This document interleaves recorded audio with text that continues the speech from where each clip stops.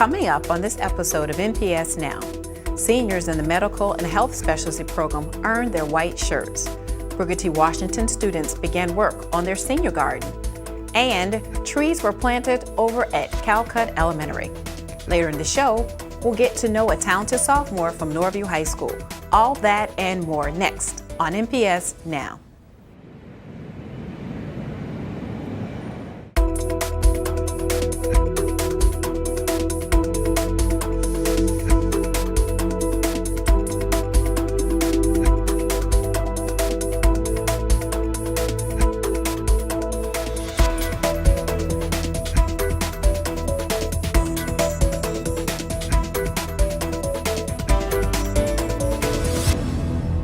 Hello and welcome to NPS Now, your source for news and information about Norfolk Public Schools. I'm your host, Karen Tanner. Just prior to the holiday break, seniors in the Medical and Health Specialty Program at Norview High School were recognized during the 9th annual White Shirt Ceremony. Family, friends, and underclassmen in the program were all on hand as 30 students crossed the stage while their names were read aloud.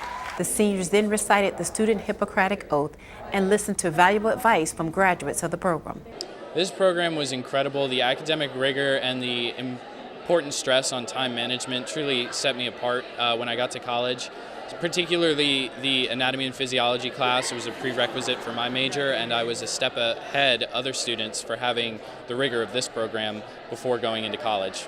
I think they're very, very proud to participate in this ceremony. I think they realize that it means that they've made it all the way through.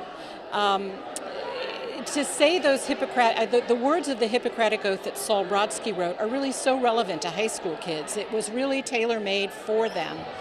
And I think the kids take it to heart. It means to us that we're almost done with the medical program. Not a lot of students receive this opportunity that we have, and especially working with cadavers in the prestigious EVMS. They have given me so many opportunities. It's helped me grow into a person that I am today. Beautification is going on as Booker T. Washington High School's courtyard is getting a makeover. So today we have members from the Norfolk Botanical Gardens. They have come out to do some gardening with some of our seniors. They are planting vegetables, organic materials, and just showing our seniors a little bit about how to garden and how to grow organic items on their own.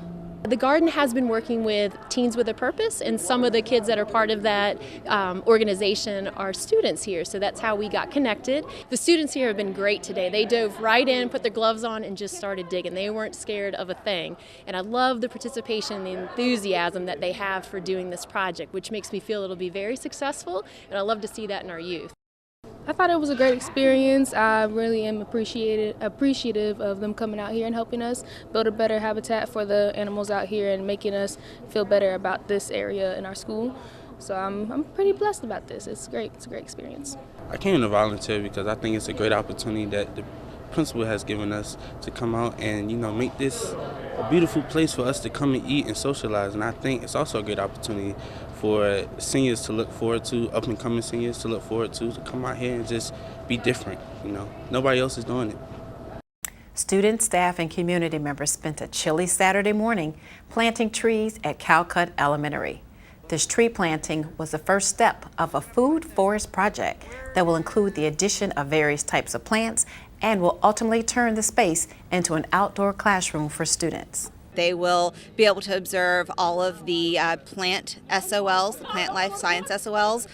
They'll be able to observe a lot of the ecology SOLs. We're working with the Norfolk Botanical Gardens to help develop programming for selecting which plants we plant here that'll actually help exemplify the SOLs that they're looking to teach. Well, the students are going to get to see from planting to actual production of the plants and being able to come and pick the fruit that's developed here by the plants and see how it goes from farm to table. So it'll be really exciting. We're going to set up a weather station. They can come out and record weather data. It's just a great opportunity for them to learn all the science SOLs in 4th and 5th grade. Some deserving students at Jaycox Elementary received bicycles just in time for the holidays, thanks to the International Longshoremen's Association. 25 bikes were given away as part of the 4th annual Make a Child Happy Bike Giveaway program. If you have any great story ideas or events happening at your school, please be sure to contact us at nps_news@npsk12.com. Stay tuned for more NPS Now.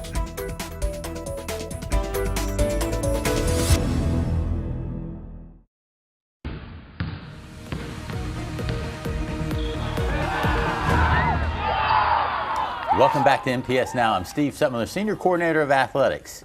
Today, we have Tommy Staples, the Athletic Director from Granby High School. Welcome. Welcome. A veteran of the show. So thank you. Always a pleasure to be here. Tommy, you know, we have you down here to talk about sportsmanship, and sportsmanship is a big deal in athletics today. And you're on the sportsmanship committee with the Virginia High School League, so we thought, what better person could we have here to talk a little bit about sportsmanship and how important sportsmanship is to everyone involved in athletics. So from an athletic director's standpoint and point of view, what does sportsmanship mean for your school and for Norfolk Public Schools? I think sportsmanship might be the most important thing that we have in athletics, and that goes from high school down to rec leagues all the way down. I think it's just something that they can take with them the rest of their lives. You know, winning and losing is one thing, but if you do it the right way, then that shows the character of the person. So, okay, so to show good sportsmanship, what do coaches have to do? What do parents have to do? What do players have to do? And what do general fans have to do? How can they demonstrate positive sportsmanship? I think one of the things that we have in place and we try and preach is that players play, coaches coach, and parents parent. And I think if everybody knows their role, that it makes things a lot easier. What happens is when a parent tries to tell a coach how to coach or tries to tell the player how to play and you kind of cross paths, I think that's where a lot of the friction happens and where sportsmanship can get a little bit out of control. Now, athletics is a very emotional thing, and that's why we have certain rules in place to try and calm emotions down.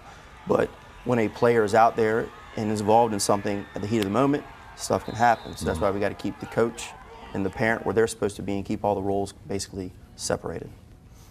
Okay, so you talk about the player making the play and then the parent getting excited. What are some of the things that you've witnessed that haven't been good sportsmanship that we need to put out there? Well, I mean, you got the major things such as fights, and I'm not just talking about fights during the game, fights in the stands, fights with parents, fights where parents are yelling at coaches, and it could be even, those are the severe things. It can be even something more minor like a parent in the stands just yelling over top of the coach about telling the kid how to play. So now you have the kid not knowing what to do. He's looking at his dad, he's looking at the coach, he doesn't know what to do, and he's a little confused, and I think that's just as severe as almost a fight. So. Yeah.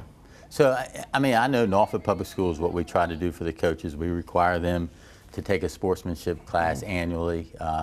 But what else can we do, you know, for the coaches, but obviously for the parents and the athlete? What things could we do? I mean, with the athletes, it's something that we can constantly push through just meetings and just talking to kids off to the side. They're more controlled. The parents are the ones, or even just spectators in general, they're the ones that you got to really reach at the game. I mean, there's a reason why we have police officers at games, and that's a terrible thing to say, but you got to have them in case stuff happens. And like I said, the emotions can get very high, and you just try and as they walk in, tell them, hey, make announcements. You just constantly remind them of their role. Okay, so let's unfortunately let's talk about something that's negative. What if a parent crossed that line, came out on the field? What would happen to that parent in that instant? Well, I think if they cross the field, we're beyond having a conversation with them. What you would probably do is have an officer come over, talk to that parent, and probably escort that parent outside the stadium with no refund. And then, you know, what happens after that can happen between the principal. I've been a part of actually writing letters home banning that parent from ever coming back to events. So it can get pretty heavy and pretty heated, and so that's why you have things in place. Okay. So you mentioned that they're up in the stands, they're yelling back and forth. But what if you have that one parent that just won't let it go? Can we go up and try to diffuse that? I mean, who does that at a game? Is it the athletic director? Is it the coach? Is it the police? It's definitely not the coach. Keep them separated. That's what we try and tell them. If they have an issue, call us over. I like to take control of that. and I have been up in the stands by myself to talk to certain parents. I've had an officer follow me up in the stands to talk to parents. And that's kind of the first step you take. You want to try and follow some kind of protocol, so if something does happen, you at least have things in place. And then if they're so out of control, then you take them out and you try and meet with them after things have calmed down. Yeah. Maybe the next day, give them a call, say we need to meet and talk about things. And if you can't follow our rules, then you can't be part of the game. So you have an athlete on the field, they're performing, they're trying their best, but they hear this, they have their parent, they have somebody that's just not doing the right thing. What does that effect have on the athlete itself? It's a very negative effect, and right now I'm dealing with it not just as a high school athletic director, but also as a parent myself. My kid's involved in rec sports, and I see the parents, the way they act at rec sports. There are no cops there, and there are no things in place, so it's a little more hectic, a little more chaotic. But it's just the way you see the kid react. I mean, there isn't anything positive that comes out of it. And it's difficult. I mean, I'll put my headphones on and just sit in the back and just watch a game because I don't want to be a part of it as far as a spectator. But I'm a dad too, so you obviously have your different emotions that come out. But I don't see anything that positive comes out. Be a parent. Take your kid home in the car ride, talk about the game, take them out to dinner, talk about the game. That's the place and time to do it, not during the game yelling at them. Okay. So I know we try to promote the sportsmanship at events, at meetings, and whatever. But what do we do? I mean, from an athletic director standpoint, what kind of announcements are made? When are they made? How often are they made? We try and make, with take football for instance, we try and make an announcement before the game, quarters, timeouts, kind of any time you get a chance, especially when you can tell that it's getting, if the game's physical and if the game is very emotional, you can tell the tension's getting up there. You try and make announcements there, you try and calm things down. You might pull the official aside and say, you don't want to step on their toes, but you might want to say, hey, things are getting a little heated. You might want to pull some kids aside. And the officiating crews do great jobs doing that, try and calm it down, because that's where it kind of starts, and then the parents take it to the next level. So if an athlete isn't displaying good sportsmanship, potentially they can be removed from the game from the officials. So what effect does that have? I mean, do they have to miss the next game? I mean, what goes on there? What they'll try and do first is they'll send a kid off and say, Coach, I'm sending this kid off for you, so you can calm him down and get a hold of him. So at least it's not quick. If he comes back out and there is an ejection, if there is some kind of, you got to sit 2 games. So there's an appeal process that goes to the VHSL, but all 3 parties, 2 of the 3 parties have to agree, which is either the officiating crew, or the 2 teams. 2 of the 3 have to agree on the appeal. And I know you talked about this a little bit, but what if a parent is ejected? I mean, do we let them come back the next day, or is there any repercussions on them? I don't think there's anything in place. It's up to each school, maybe how bad the ejection was. Okay. Obviously, there's going to be a meeting involved with the principal and athletic director, and I think that's where you get a feel for where things should go from there. Okay. Well, Tommy, I mean, sportsmanship is a big thing in Norfolk. We want to display positive sportsmanship. We want to get the message out to the parents, and this is one platform that we want you to act the right way at these events, because it makes the event better. And that's what we're there for, is to have a positive experience. So absolutely. Appreciate you coming down here. A lot of good information. We have other information that we're going to talk about and bring you back. But sportsmanship is very important. So thank you for coming down here. Thank you. More NPS Now after this.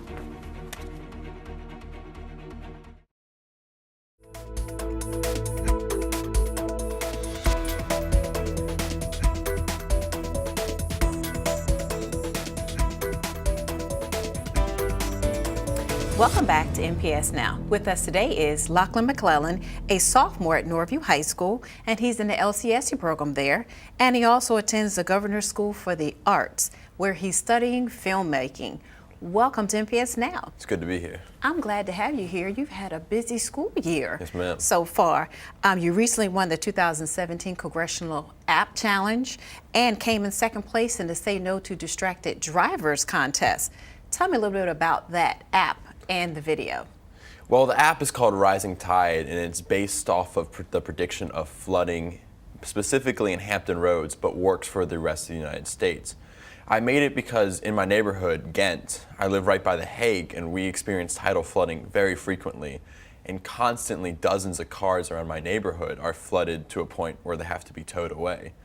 So I thought, if somebody could know when their car is going to be flooded and when the tide's going to be higher than the seawall, then people could save money and lots of time. Right. So tell me a little bit about the app and the video, so to speak. Oh, okay. And the video is No to Distracted Driving. It started out as a homework assignment at governor's school, just to storyboard it, just to imagine a little bit. But then I thought, well, I've already gone this far, I might as well take it to the next step. So I got a few friends together, put some cameras, and then we made the film. And the film itself was really good, and we made top 4, and the voting began. So we had to vote for the video. So I had to get all of Norview behind me. Wow. Everybody was voting off and on, the teachers, even the principal, they had announcements. And we ended up getting like 38,000 votes. Really?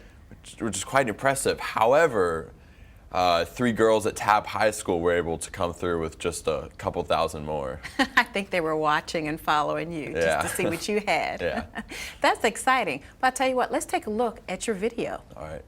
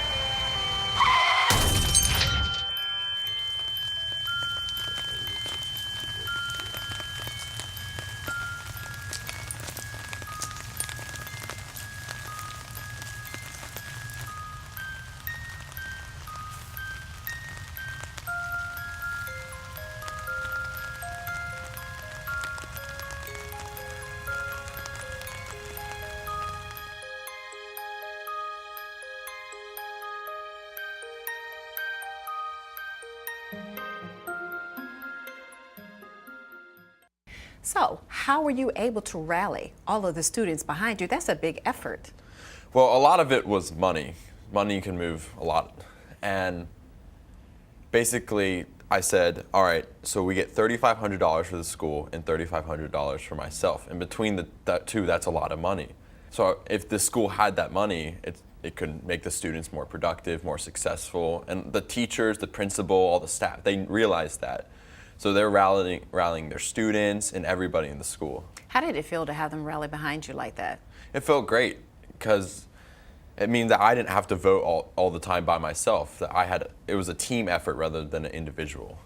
You kind of alluded to it earlier about why you chose to become involved with both of these competitions. So kind of tell me a little bit more how that felt. To get involved in the app challenge, the previous year somebody at Norview had already done it, and so I'd known about it. And then this summer I was involved in a camp at MIT, Massachusetts Institute for Technology, and I learned a little bit of this language called Swift, and I thought, okay, I can use this, I'm going to apply it to something that actually matters, especially in the region in which I live. And for the video challenge, it was simply just a homework assignment that went a little further. Mm-hmm. So how does it feel to have success in both of those areas? It feels really good. It's great for college resumes, getting a job in the future, and it's going to set me forward when I'm trying to make future projects, give me that experience for more videos in the future. So when did you first get interested in coding and filmmaking? Filmmaking started about 2 summers ago, I made the promotional video for the American Rover, and that's where that really kicked off. I started doing a little bit of drone photography, aerial photography, and then I made that video. I made the Virginia Symphony's promotional video this year, and coding, it took place really just this summer. I went to this camp at MIT. I was like, wow, I'm really interested in this, and I'm pretty good at it. This could be something I could do later in life. So what about the coding and filmmaking that you like so much? It sounds like you have a passion for it. At school, I love math class, but it seems a little slow because there's not constant problem solving. But in coding, it's literally you're solving a new problem every single second, and you have to do things that no one's done before. It hasn't been taught. Like, no one has an app like I have made. So that means everything that I do, I'm pioneering it. So what do you think you being involved in the LCSU program has inspired you academically, or the effect that it's had on you? Well, I think the LCSU program, it gives me a lot of leeway to do what I want to do. They understand that maybe I miss a class or something because I have to go code or something. I have to go talk to a teacher about an issue. And same thing with governor's school. LCSU understands that I'm not going to be there for my 8th and 7th block because I'm going to go to governor's school. And governor's school is very understanding. For example, when I made the video, I had to miss a few days of governor's school. And they were like, as long as you're doing something to further your filmmaking experience, then you're good to go. So they're very lenient about that. That really helped. And it's great that you have passion. I think that passion kind of segued over to the support you receive for the app and the video. Yeah. So how does that make you feel, that knowing that you have a school that's just supporting you in your efforts? Well, it makes me more comfortable to go into future endeavors, like more videos in the future where I'm going to need people to vote for me or shout me out on social media so I can get support, I can get more followers. Are you planning to participate in any other competitions? I am planning to do another distracted driving video, hopefully in the spring. And a much bigger one, though, national rather than local. Why are you so passionate about the distracted drivers video piece? I have a lot of friends at Norview that have been impacted by drunk or distracted driving, their families, and so to them it means a lot, and to see it mean so much to them means a lot to me. So what are some of your future plans? Future plans, well, after graduating high school, I'll go off to college, either on a filmmaking or computer science track, or maybe in a media lab where I can do both. And after that, get a job somewhere where I fit in the best. I haven't decided yet. You're still thinking coding and production? Still, somewhere between the two, hopefully. Great. It's been a pleasure meeting you and Yes, speaking to you today, and we're very proud of the work that you have done and your accomplishments. Thank you. Thank you. And we want to thank you for watching NPS Now. It airs weekly on WNPS, Channel 47, or you can view us online at www.npsk12.com. If you have any great story ideas or information you'd like to share, email us at nps_news@npsk12.com. Again, we want to thank you for watching NPS Now.